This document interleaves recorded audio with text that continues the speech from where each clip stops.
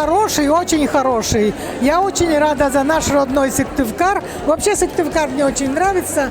И мы искренне рады, что в эти праздничные дни проходит такой большой, хороший концерт.